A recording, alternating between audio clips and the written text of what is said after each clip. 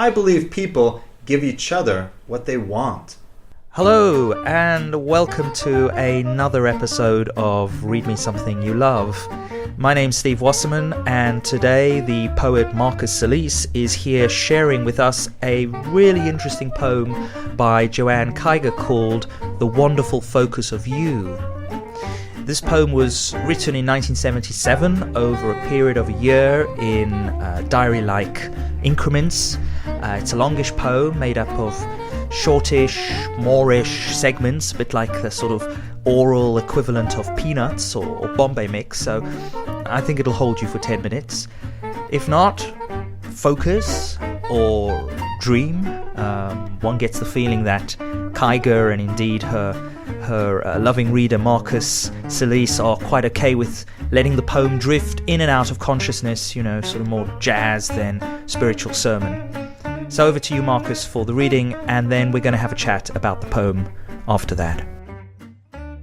The Wonderful Focus of You by Joanne Kyger, 1977. I've had this dream before, the continuity, just like wild radish kingdom drop their seeds all over, times to sit with the tidings. February 14th. Tuesday morning on Evergreen, here at home in wisps of spider plants. I cross to the neighbors past February blues, and I know this is my focus to meander. For days around here, around the candelas, now happily reseated next to their old roots. Shabby lady, you mixing up my time and changes of who I am, and it's all in the teeny, trembling world. February 15th. Want to go in dream space, go to sleep while buzz over this resting form reforms the information of all the days before. Interior wanderings pass all this time with Scarlatti's new piano notes that go on into time, floop, flop, plop, into messy plot. Didn't get me out there to strut my stuff. Enough of these hours of middle afternoon wandering. February 16th. Bell time. Who are these nameless men? Food. They are food.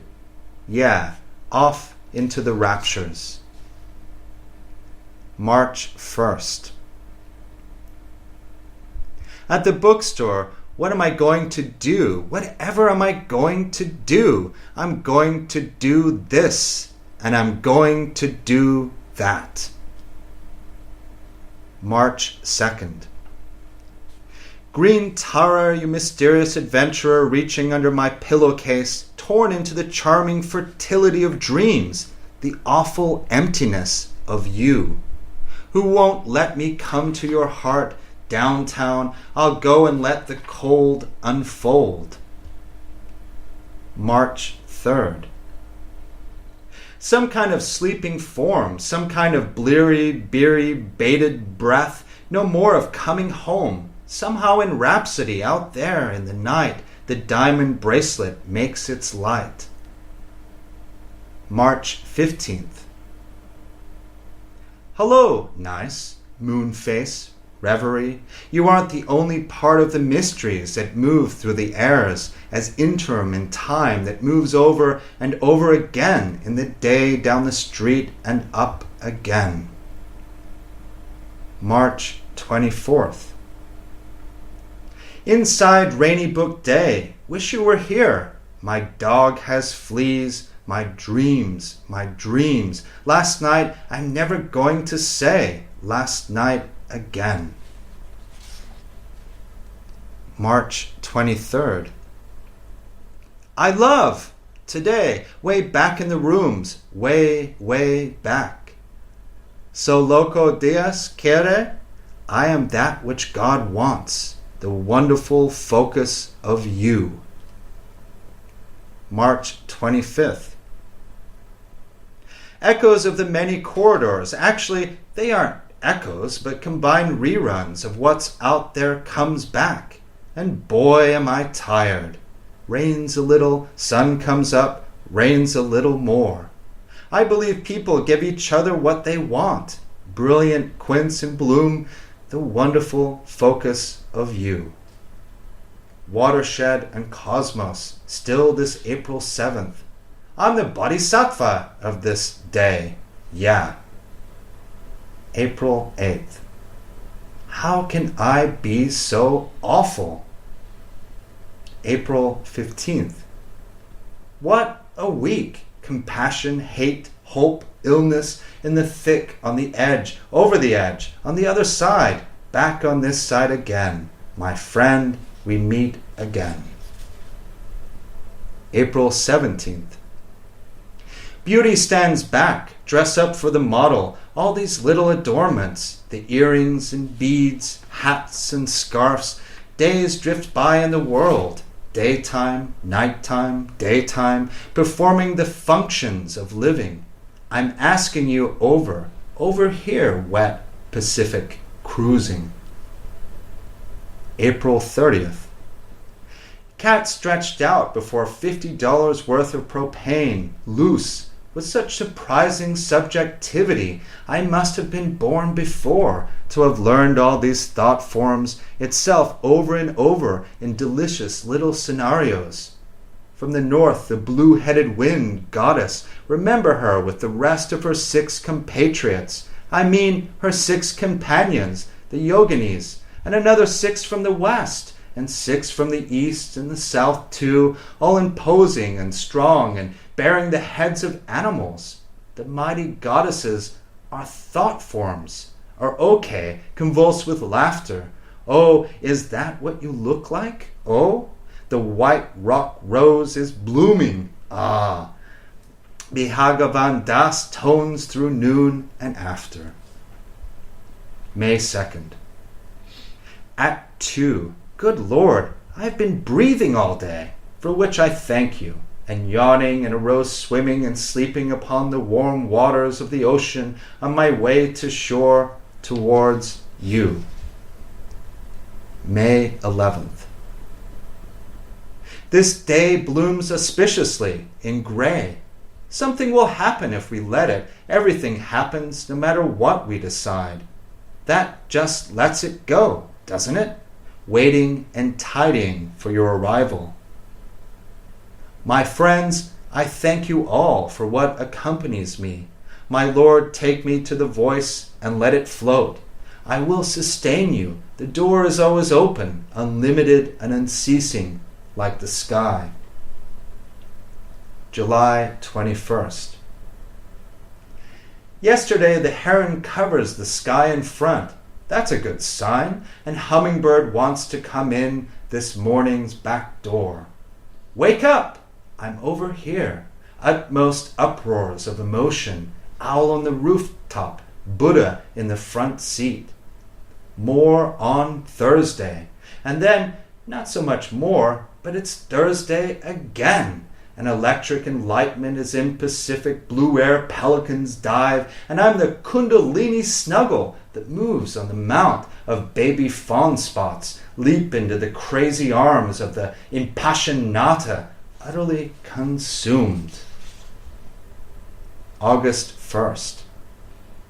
Bruised. I am totally bruised. Full moon comes up as the ground rises up under, stronger than I am. Whap, whap, whap. And then I die, but I don't really die, even a small death. And I come through anyway, an episode of arrival. Fuck it, is this a battle? War makes on July 31st, the summer of 77. Help! Is this heaven or hell or summer camp where all is well? August 9th. Nowhere but here, absolutely accurate aim in the new sound of rain, and little whispers in the wind, or words that say names. No yesterday, today, and tomorrow. Woman looks at Nam, gets big dive bombers from heaven. This about the time I start to take a shower, and lose 2 lines, which may come back. And this the time when I start the dinner curry with tomatoes or not. August 16th. Get over it, or get under. One sits and thinks alone, many thoughts, trailing the whimsical garments of time.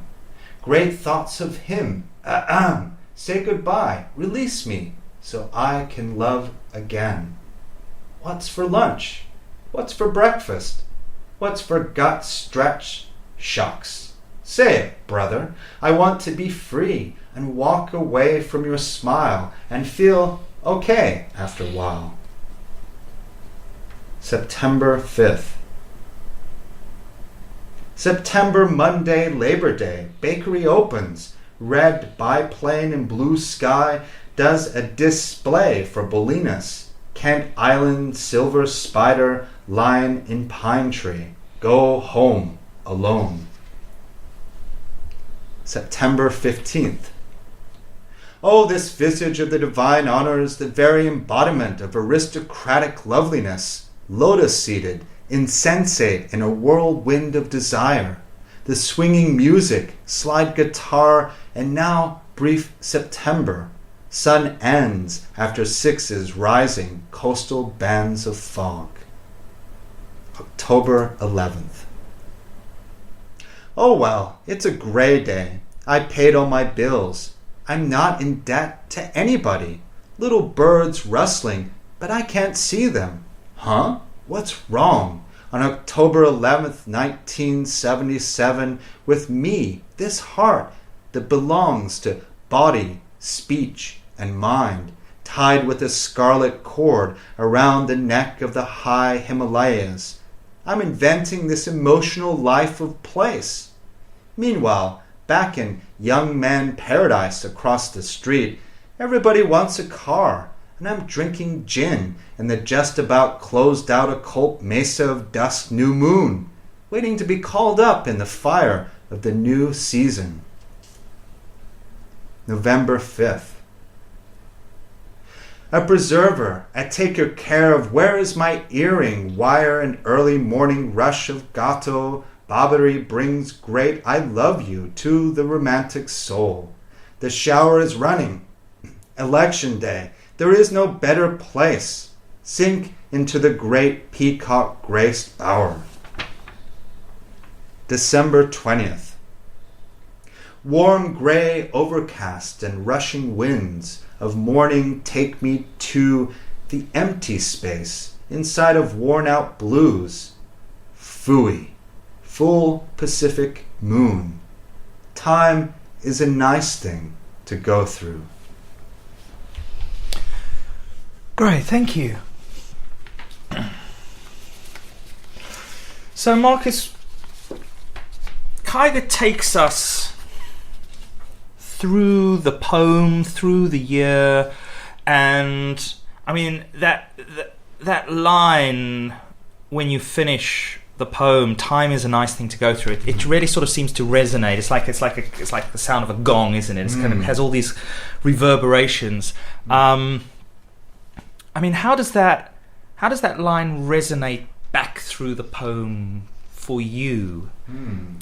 I think for me, one of the things that kind of drew me to Kyger was her use of the personal to get out of a restricted kind of self, so a kind of larger self, right, that's moving through time, the flow of time. So when I get to the end of the poem and I read that line, it helps me kind of reflect on my own experience with time as well, in terms of what happens to me, on days, on a daily basis.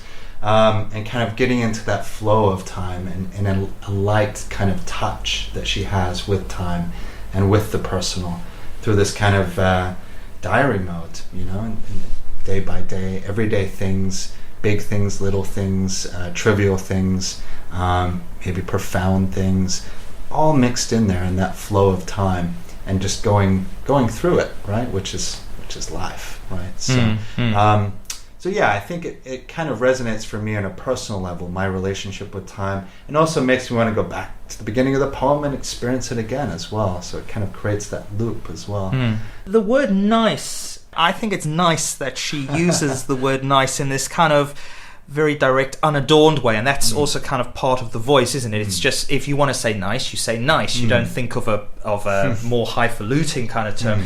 What makes the reading of the poem nice? Because you were enjoying reading it. For me, one of the things that I enjoy about the poem a lot is how it's really tied into speech so much for me. Like, I can hear this voice quite strongly when I'm reading it.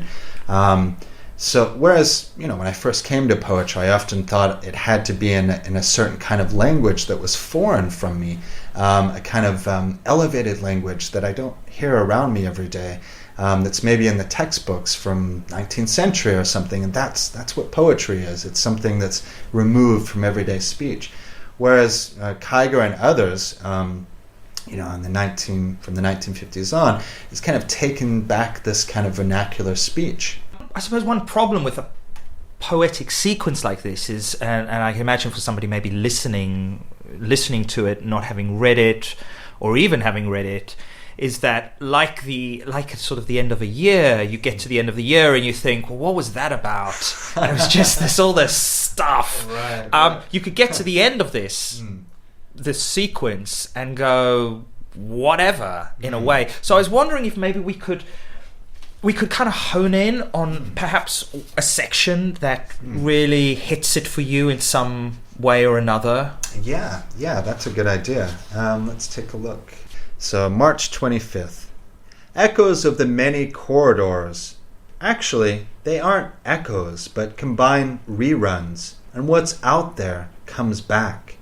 And boy, am I tired. Rains a little, sun comes up, rains a little more.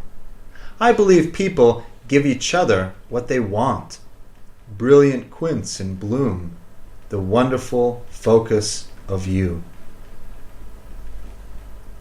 So I think for me, when I'm reading that March 25th entry, the idea of corridors and the echoes of corridors and time, I think right away kind of stands out as a thread that runs through all of these, actually, the idea of time, and we end with the idea of time, living through time. And the echoes, what are the echoes exactly? If we're in the moment, if that's, for me, that's an ideal that, maybe never realized fully, but there's also an echo as well, in the many corridors and the choices that we make. And how do we live fully in the moment but still have those echoes behind us, right? In terms of memory, in terms of choices or regret or anything else, that can kind of make us feel heavy. What do we do with that? And I think it starts off with that idea, maybe. And I mean, echoes, the way she presents the echo here, the echo can be something benign, but it can also be almost like a kind of a Groundhog Day. They aren't echoes, but combine reruns of what's out there comes back, and boy, am I tired. I mean, we were talking a little bit before we started recording about, the sort of the excess and the surplus of the internet, that everything's being appropriated and echoed and rerun and re-instigated in some way or another, and it's kind of tiring. It's sort of too much. Yeah. There's a saturation, right? Yeah. Even more so than in 1977 when this was written. We have these echoes and corridors and information overload. What's out there comes back. Which is another way of saying, I guess, nothing new under the sun kind of thing, right? What's out there comes back. And tiring, definitely. I mean, whether it's, the technology that we have, that we can get saturated with information overload and, we're being hit, all the time in terms of mentally, being bombarded with information. Or personally, in terms of what we might think of as personal history or memories or whatever's going on in our minds is a kind of on a loop or a rerun if we stop and listen. Oftentimes we have a chatter that's just continuous, right? And it's a chatter that's reflected in this poem, because I mean, this poem is in a way it's kind of the chattering mind on the page, isn't it? I think so. I think it's almost like a mind graph in a sense, Which I think you point out a really good thing a really good question or something to think about in terms of if this is a little bit of everything, then how do we make something important out of that? I mean, what do we do with it? Is that you could get to the end, like you're saying, and say, well, so what? How do I connect with this? But I think for me that's one reason why I'm able to connect with it, in the sense that I can put myself in here. I am the focus of this. This poem is the focus of me or you. The wonderful focus of you, the reader. Right. Uh-huh. So even though it's details from this particular person's life in here, I really get the focus of me, like a mirror is being held up to me, like the text is a mirror reflecting me in a sense. I don't know if that sort of makes sense. So I mean, I suppose it's about whether, to some extent, when we read even the small section, you come away thinking this is wholly impressionistic, maybe with that double play on the word wholly, wholly impressionistic, or whether there is some weighting going on in terms of how the images are presented. I think for me there does seem to be a little bit of weighting as well. I mean, in terms of how she's structured it on the page. For people listening, of course, they might not see it in front of them, but definitely a sense of craft of the line, of sonics of sound that she's playing with as well, and also images that we might think, or most people might think of, as quite beautiful. Flowers blooming, the rain. These kind of nature images, these natural images that work their way throughout this. And yet there's some quite oblique cuts as well. So she, you've got the corridors, you've got the reruns, being tired by that, the reruns of days, the rain, the sun, the seasons, etc., etc. But then suddenly you have this declaration: I believe people give each other what they want. I mean, how does that connect up to the echoes and the seasonal flow? Yeah, I think for me that idea of the seasons, the weather, right, is the sense that we can't predict it, that it is always changing, and we can't really we can predict it a little bit with some of our modern science, with meteorology or whatever, but we can't really fully predict it, like we can't fully predict anything. So it's the nature of the change, I think, with the seasons. The rain, it rains a little, sun comes up, rains a little more, right? This is always ongoing and changing, and if you try to grab it and try to control it, that might be where a lot of our suffering might lie, in that attempt to control something. So the idea of I believe people give each other what they want, I think for me anyway, is the idea that the focus of this is you're giving something to someone, but really what you're giving is reflecting back to you. What do you think is the focus? Because if we are floundering and perhaps, projecting onto Joanne, we might see her as floundering in some way. If we're kind of floundering through the poem, floundering through our lives, what brings the focus? What is the focus? Who is the you? Who or what is the you? I think the you is really maybe everyone who wants to come to this. I mean, could it also be the poem itself, in the sense that the page, the blank page, she's on every couple of weeks she's returning to this journal or wherever she's writing this stuff, and the only thing that gives all of this mulch a focus is this page that receives it. Yeah, that's a good point too. So you mean, especially in a diary form, we might often address the dear diary, right? Which this is the form that this is taking. So yeah, I could definitely see that as well. Dear diary or dear you. Yeah, this is the place that I come to maybe practice this kind of writing, this meditation, maybe. So yeah, I think the you could be the actual diary itself as well. Yeah, instead of dear diary. Now you,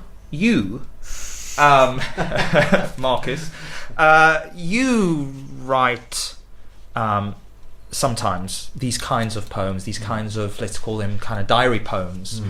And I was just wondering, what is the difference for you, but presumably also for someone like Kyger doing something like this, in writing it as a poem as opposed to in writing this as prose? I mean, what would be the difference if she had sat down and written, Dear Diary, I've been thinking today that, life is a little bit like many corridors, and actually developing an argument as opposed to this just sort of very impressionistic boom, buzz, bish, bash, bosh kind of thing.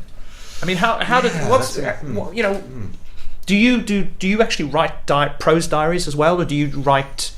I've done a little bit of both. So, for example, what I'm working on now is writing the tubes and trains, and then for the last 2 years actually, and recording conversations of people on the tubes, and the signs that are above me, the advertising, all of that stuff. Also my own thoughts, memories, whatever's coming as I go from station to station. I commute for 3 hours every day on the tube. And then some of it's prose, some of it's quick little images, and then when I get home I look through those notebooks and pick out the bits that resonate for me in some way, whether it's the image or the sound, or often it can be random or unknown to me as I'm creating it. So I think I have a little bit of prose and a little bit of poetry in the notebooks that I then use as collage for something like this. In terms of it being different than actually writing, putting this into prose and publishing it, I think it leaves a little bit more room possibly for kind of multiple approaches or ways into the language, maybe, with the poetry. Which is always the tricky thing when I teach students and we have an art piece or something, and if it's something modern art and they have no experience with art, they've heard the line, well, you get what you want to get from it, basically, and often the response is, but I could have done that. What's so special about that? What's there for me to get? And can I make up anything I want? I don't think this goes quite that far, but I think it's that invitation for the reader to come in and to make meaning with this kind of text in a diary form that makes it both a diary and poetry at the same time. It's the everyday of the diary, but it's still inviting the reader in to actually actively participate in making meaning. Whereas if it was a journal entry, I think it would narrow down possible meanings, maybe. We would actually read it, this particular character is thinking about corridors and what corridors might mean in terms of memory. We would have one particular reading maybe that would come through. So I think it's that multiplicity of meanings that comes to it. Yeah, I really like that idea. It's a bit like, it's almost like, it makes me think of, Hansel and Gretel dropping the breadcrumbs as they go through the forest, and we're walking behind them picking up these sort of crumbs of meaning. And I think you're right, we wouldn't just pick up this crumb, for example, I believe people give each other what they want. If she's presented it as a little standalone, but if she had included it into some kind of prosaic line of argument, maybe we would feel that it was untouchable in some way. Yeah, I think so. I think the poetry I'm interested in most of the time anyway, it definitely leaves open these questions, or often open-ended, and invites the reader or listener to participate in the process of questioning and meaning and everything, really. So there you go. A big thank you to Marcus Slease for reading and introducing me to Joanne Kyger. If you've enjoyed JK, I think you'll really love Marcus's poetry too, which I feel shares with Kyger all that mystery and charm, that sort of self-scrutinizing, humorous, self-commentating, shifting in tone stuff that we get from the poem you've just heard. I mean, there's a real swing and heart in what he's doing with language, so check him out online and on paper if you can. Links up on the website for where to find more of Marcus. Until the next episode, take care and enjoy your going through of time. Take me to the empty space inside of worn-out blues. Phooey, full Pacific moon. Time is a nice thing to go through.